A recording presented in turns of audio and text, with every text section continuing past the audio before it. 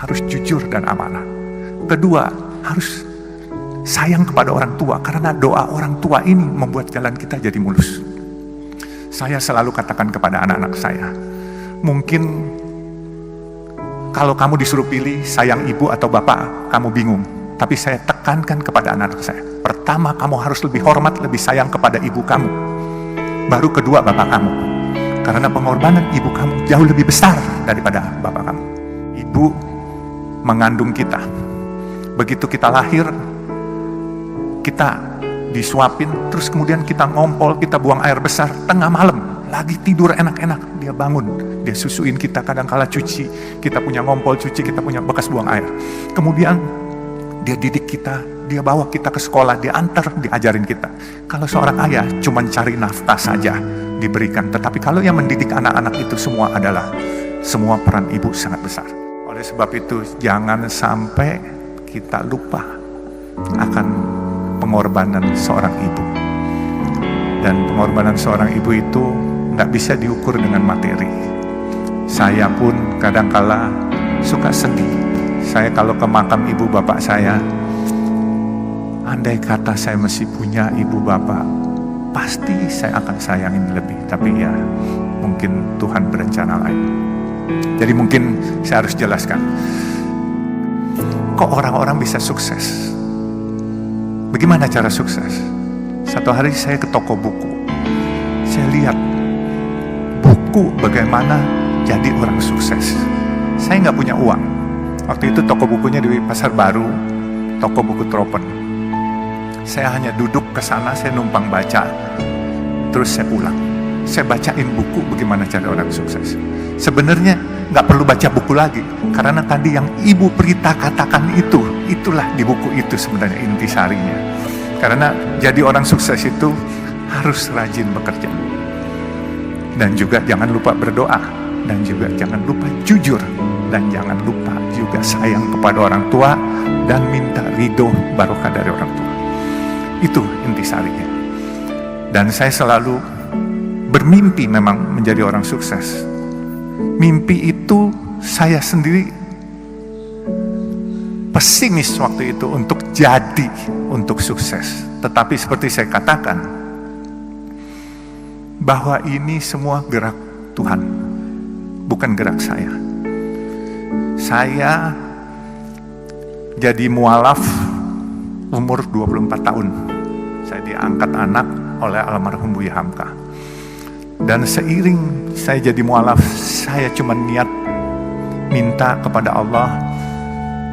Karena waktu saya jadi mualaf itu Buya Hamka bilang, "Nak, dosa-dosamu mulai hari ini 0. Jadi kamu mulai lagi dengan yang baik ya." Jadi saya mulai dengan yang baik. Dan saya niat minta kepada Allah, "Ya Allah, dengan perkenan Engkau, kalau memang diperkenankan, aku ingin mengharumkan nama Islam dan aku ingin sukses." Sukses itu entah bagaimana, apakah punya nama besar, apakah punya harta, saya bilang terserah. Rupanya doa saya dijabah Allah. Dan saya bisa mendapat kesempatan mempunyai usaha. Saya punya usaha kayu dulu di Kalimantan, saya bikin triplex. Tapi waktu Orde Baru, karena saya kurang dekat dengan pemerintahan waktu itu, akhirnya saya dikeluarkan satu surat untuk tidak dilayani dokumentasinya. Akhirnya saya tutup pabrik saya, 11.000 karyawan saya harus pulang ke Jawa itu semua. Dan saya nggak kecil hati. Saya bilang, "Ya Allah, kalau memang ini rencanamu, nggak apa-apa. 11.000 karyawan bedol desa semua pulang." Saya diam, terus saya coba lagi untuk berusaha lagi. Tetap kadangkala jatuh bangun itu pasti. Ya ada hal-hal waktu 2008. Saya ingat itu pabrik tahun 94 saya tutup, dan saya 2008 diajak seorang teman. 14 tahun saya pensiun, itu ibaratnya nggak ada kerjaan. Diajak seorang teman untuk ikut di perusahaan pemboran minyak lepas pantai. Tapi 1 tahun saya bilang ini bukan bidang saya. Kemudian saya tahun 2012 saya ditawarkan oleh pemegang saham yang sedang berantem, pemegang saham jalan tol Citra Marga Nusa Pala Persada. Itu jalan tol dalam kota, dan sekarang ini kalau perusahaan tol swasta terbesar adalah Citra Marga. Jadi saya ceritakan juga, inilah mungkin yang paling penting. Waktu saya masuk di Citra Marga, ini pemegang sahamnya berantem, menanyakan kepada saya, kamu berani nggak jadi direktur utama? Saya bilang, kenapa harus saya? Karena ini raksasa-raksasa lagi pada berantem semua. Waktu itu Citra Marga yang punya adalah Ibu Tutut di antaranya. Terus ada Robi Sumampau, Robi Kete, dan ini naga-naga semua lah. Kebenaran saya ini kelahiran Kalimantan Timur, dari Sungai Mahakam saya lahir. Lalu saya jawab sama teman-teman saya, selama nggak nyuri, saya berani apa saja saya bilang, dan tidak korupsi. Akhirnya saya ditunjuk sebagai direktur utama. Di waktu saya ditunjuk sebagai direktur utama, saya melihat karena ini perusahaan publik, pemegang sahamnya ini banyakkan institusi-institusi asing. Saya lihat ini perusahaan bagus. Kenapa saya bilang bagus? Coba pikirkan, ini kalau bukan gerak Tuhan, saya nggak akan memiliki perusahaan ini. Saya dulu punya perusahaan kayu, saya pernah punya restoran, saya pernah punya hotel. Hotel pelayanan nggak baik, omset akan turun, orang nggak balik lagi. Restoran makanannya asin atau pedas, kepedesan, orang besok nggak balik lagi. Makanya saya bilang, saya bisa dapat jalan tol ini. Coba pikirkan jalan tol. Kalian pernah lewat jalan tol, bayar, macet, marah-marah hari ini, brengsek nih jalan, macet, bayar pula. Besok kalian dengan senyum nganterin duit lagi kepada kita. Nah itu bedanya. Jadi jalan tol itu, mau keasinan, mau kepedesan, mau kemanisan, tetap dimanfaatkan. Nah ini semua gerak Tuhan yang milihin. Jadi saya berpikir gini, saya tidak punya rencana punya jalan tol, tetapi jalan tol ini gini, kalau saya tidur jam 10 malam, itu truk-truk besar yang nyari duit sampai subuh jam 5 pagi. Kemudian kalau saya lagi melek bangun, sedan-sedan dan kendaraan umum dari jam 5 pagi sampai jam 10 malam. Nah jadi itulah perkembangan jalan tol. Bisnis ini beda dengan hotel, dengan restoran, dan yang lain-lain. Nah, saya bisa ceritakan, waktu saya lihat perusahaan ini bagus, saya kumpulkan teman-teman saya. Teman-teman saya dari berbagai macam suku, ada yang Tionghoa atau yang disebut asing. Jadi saya bilang, ini daripada asing yang miliki, kenapa nggak kita, kalian para asing, teman-teman maupun yang lain, ayo kita milikin. Mereka tanya sama saya, bagaimana? Saya bilang, gampang, siapin aja dananya, saya bikin asing ini keluar barangnya. Jadi waktu itu saya direktur utama, apa yang saya sebut itu pasti bereaksi market. Tapi waktu itu memang saya menyebut ingin membeli sesuatu barang, itu asingnya ketakutan. Kebenaran saya nggak sekolah tinggi Pak, jadi saya main seruduk aja. Kalau ikutin aturan saya nggak berani ngomong begitu, karena di aturan nggak boleh. Jadi saya bilang hari itu, saya ingin beli Bank Senturi yang sedang bermasalah waktu itu. Itu semua asing tidak setuju. Dia lepas barang itu semua. Akhirnya teman-teman saya beli semua. Akhirnya sekarang pemiliknya adalah orang Indonesia asli semua, Pak. Jadi Citra Marga ini udah nggak ada asing. Kalaupun ada asing 1-2 orang gitu. Jadi kita boleh berbangga lah, ini kita tarik kembali Citra Marga. Dan saya pikir ini sesuatu perusahaan yang besar. Dan kenapa saya bilang besar? Dia punya omset untuk dalam kota 600.000 kendaraan per hari. Memang biaya pembangunannya cukup besar. 600.000 kendaraan kali 9.500 rupiah. Kurang lebih hampir 6 miliar, 5,4 miliar per hari. Bagian Jasa Marga separuh, bagian Citra Marga separuh.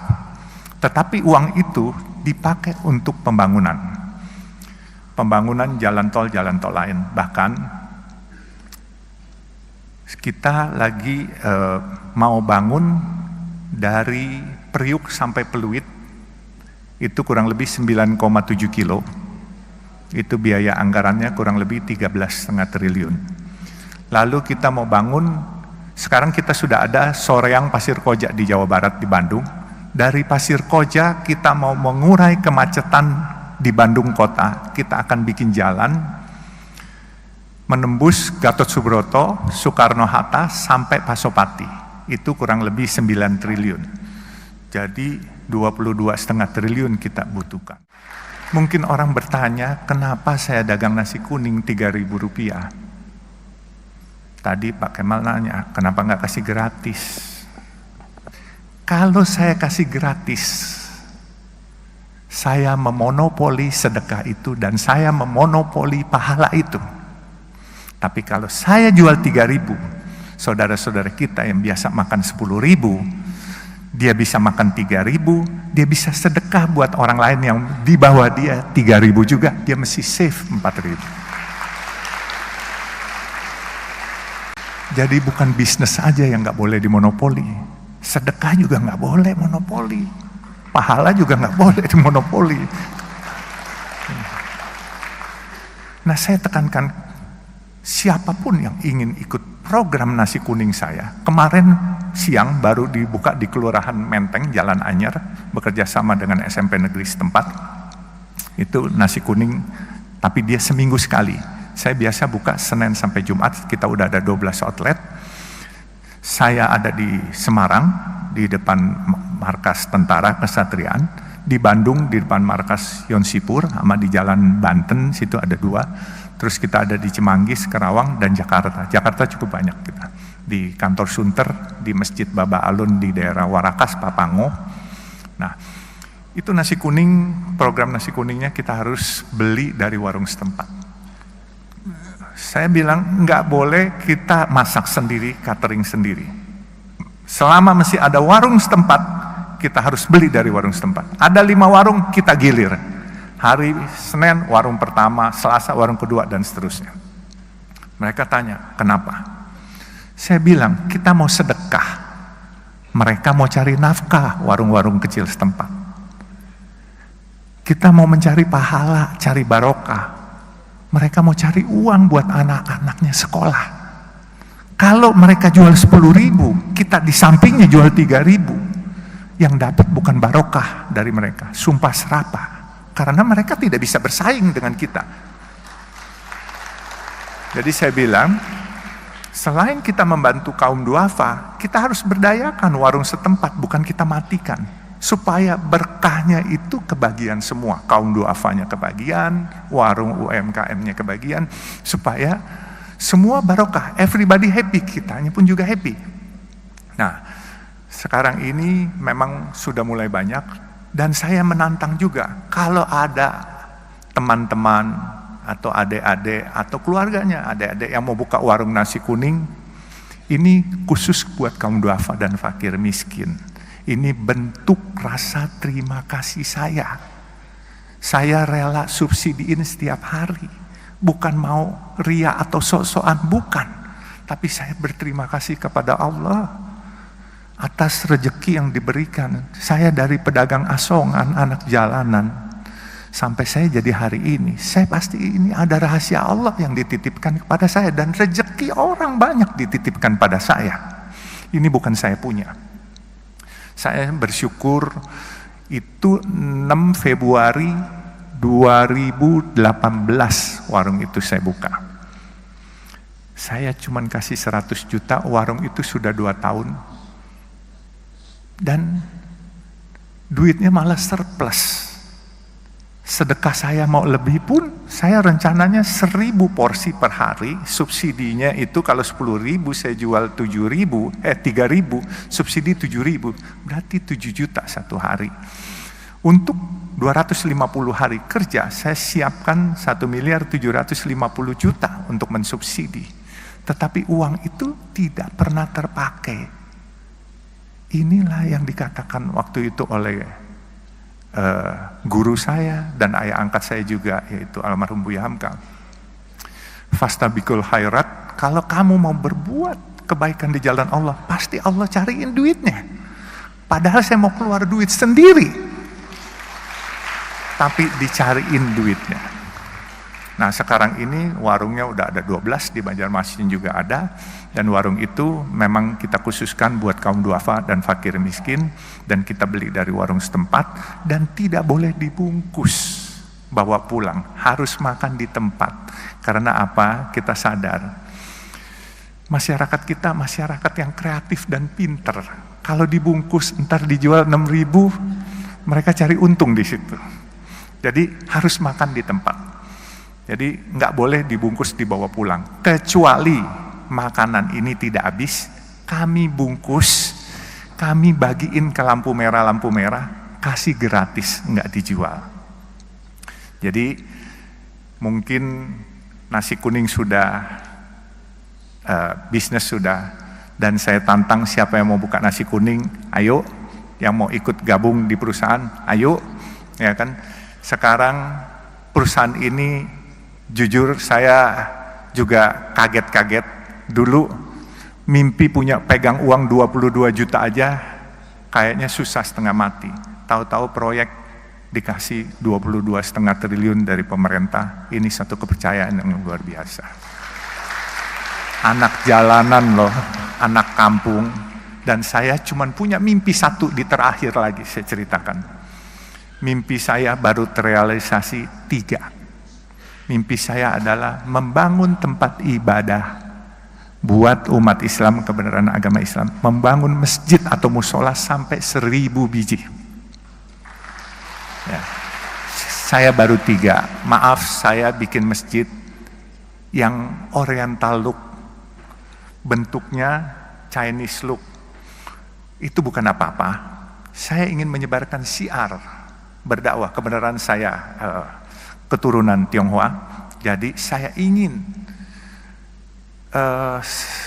mencoba menyebarkan syiar kepada teman-teman Tionghoa, kebaikan dari agama Islam apa, supaya mereka tidak jauh, sehingga saya bikin bentuknya seperti yang ada di negara Tiongkok. Makanya saya bikin pertama di masjid di Warakas Papango, itu masjid Baba Alun pertama. Yang kedua yang unik, saya lagi letakkan batu pertama, tahu-tahu di belakang saya ada yang bersuara waktu itu hari Sabtu, saya nyumbang boleh nggak? Saya bilang boleh.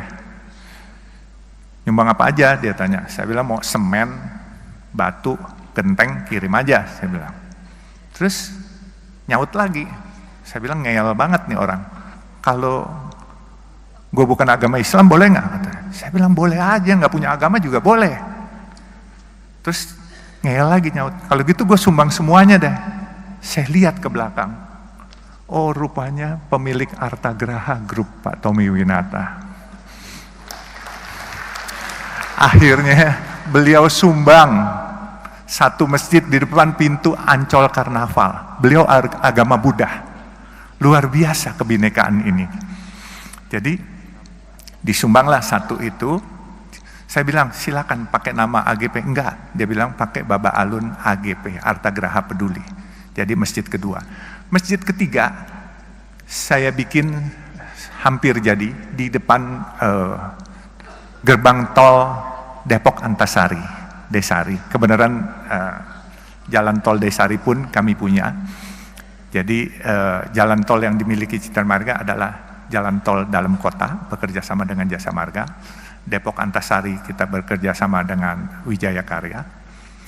Terus kita di Surabaya dari airport ke Waru. Kemudian di Bandung kita dari Soreang Pasir Koja, nantinya North South Link yang menembus ke Pasopati. Terus kita juga Cisumdau, Cilenyi, Sumedang, Dawan yang ke Bandara Kertajati. Dan di Bogor kita ada 40% dengan Jasa Marga kalau dari Sentul ke Bogor. Jadi alhamdulillah kegiatan tol ini cukup menarik dan cukup kita bisa mengikuti program Bapak Presiden menggalakkan infrastruktur. Jadi sekali lagi, inilah anak jalanan, pedagang asongan, tapi karena Allah mau apapun kun fayakun, bisa jadi apa saja. Semua intisari orang sukses sudah dibacakan oleh Ibu Prita tadi semuanya. Jadi camkan itu kata-kata, insya Allah kalian semua akan berkiprah dan sukses. Dan hakul yakin lebih sukses dari saya. Amin, amin ya Rabbal Alamin. Kurang lebihnya saya mohon dimaafkan. Jadi ya inilah gaya bicara anak kampung yang nggak sekolah, tetapi ya mohon sekali lagi dimaafkan kurang lebihnya. Wabillahi taufiq wal hidayah. Wassalamualaikum warahmatullahi wabarakatuh.